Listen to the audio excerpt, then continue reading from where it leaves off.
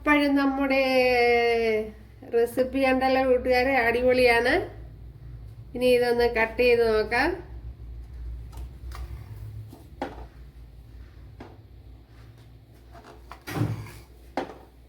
അപ്പോൾ തണുത്തതിന് ശേഷം വേണം കട്ട് ചെയ്യാൻ. ഉണ്ടല്ലേ, സൂപ്പർ, ഒരു രക്ഷയില്ല.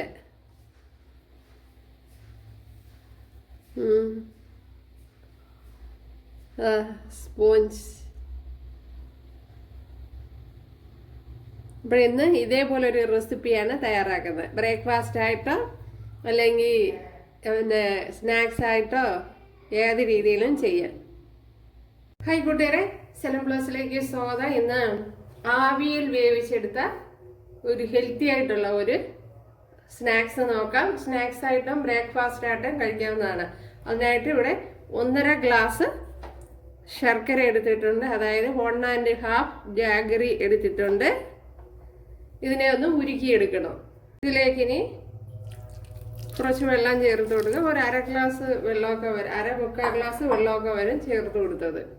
അപ്പോഴും നമ്മുടെ ശർക്കരയൊക്കെ എല്ലാം ഇവിടെ ഉരുകി വന്നിട്ടുണ്ട്. ഉണ്ടല്ലേ,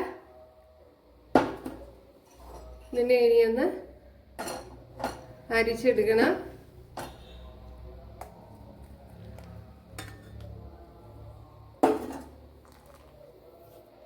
ശർക്കര ഒന്ന് തണുത്ത് വരണം.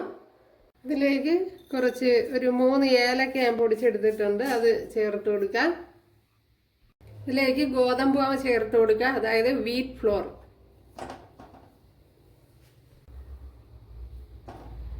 ഒരു 1.5 ഗ്ലാസ് ഗോതമ്പ് മാവ് ചേർത്ത് കൊടുത്തിട്ടുണ്ട്.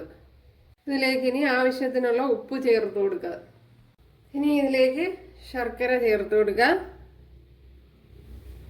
ഞാൻ ഇപ്പോൾ തണുത്തതിന് ശേഷമാണ് ചേർത്ത് കൊടുക്കുന്നത്. ഇതൊന്ന് കുഴച്ച് കൊടുക്കുക നല്ലതുപോലെ.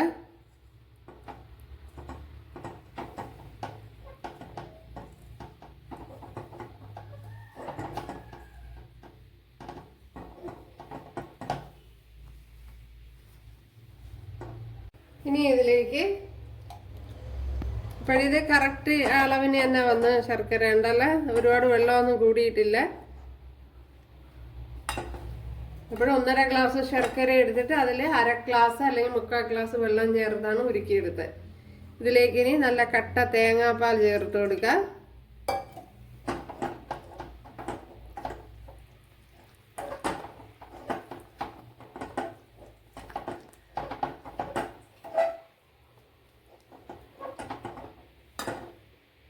ഇപ്പോഴിനി ഇതിലേക്ക് കുറച്ച് സോഡാപ്പൊടി ചേർത്ത് കൊടുക്കാം. ഉണ്ടല്ലേ,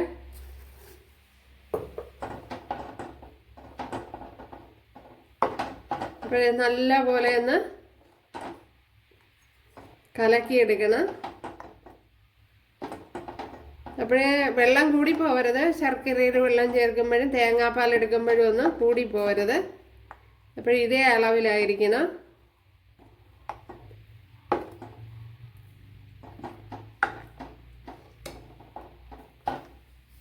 ഇവിടെ എനിക്കൊരു ശകലം തേങ്ങാപ്പാലേ ബാക്കി വന്നിട്ടുള്ളൂ.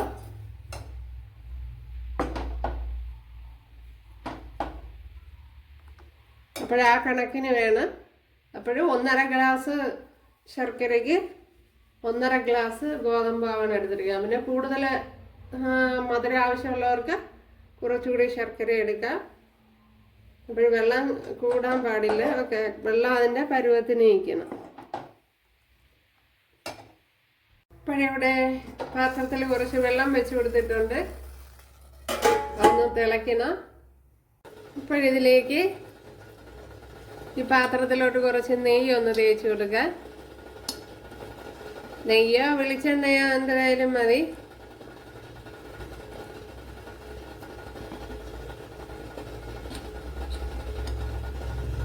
ഇവിടെ പാത്രം വെച്ച് കൊടുത്തിട്ടുണ്ട്.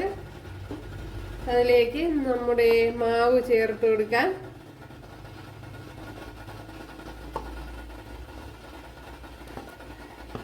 മാവ് ഒരു 2-3 മണിക്കൂർ വെച്ചിരുന്ന നല്ല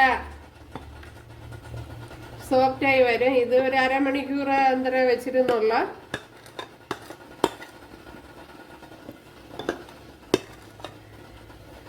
ഒരു സമയമുണ്ടെങ്കിൽ കുറേ സമയം വെച്ചിരിക്കുന്നത് നന്നായിരിക്കും.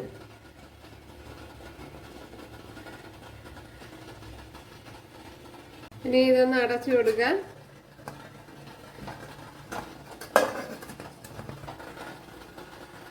അപ്പോഴിതൊന്ന് വെന്താൻ നോക്കാം.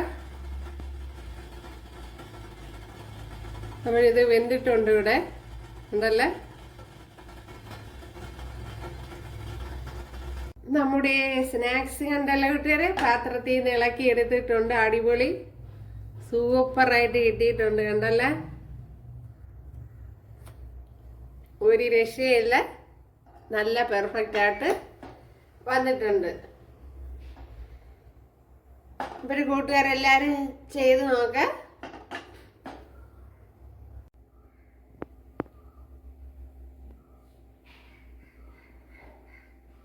അപ്പോഴും നമ്മുടെ ബ്രേക്ക്ഫാസ്റ്റ് സ്നാക്സ് അവിടെ റെഡി ആയിട്ടുണ്ട് കൂട്ടുകാരെ. അടിപൊളി, രക്ഷയില്ല, ഭയങ്കര സോഫ്റ്റ്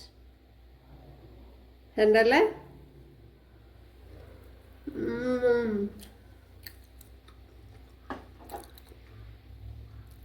ടേസ്റ്റും അതേപോലെ തന്നെ. അപ്പോൾ കൂട്ടുകാരെല്ലാവരും ചെയ്ത് നോക്കാം. ഇഷ്ടമായാൽ ഒന്ന് സബ്സ്ക്രൈബ് ചെയ്ത് സപ്പോർട്ട് ചെയ്യുക. അപ്പോൾ അടുത്തൊരു വീഡിയോ ആയിട്ട് കാണാമെന്ന് പറഞ്ഞുകൊണ്ട് എല്ലാവർക്കും താങ്ക്സ്.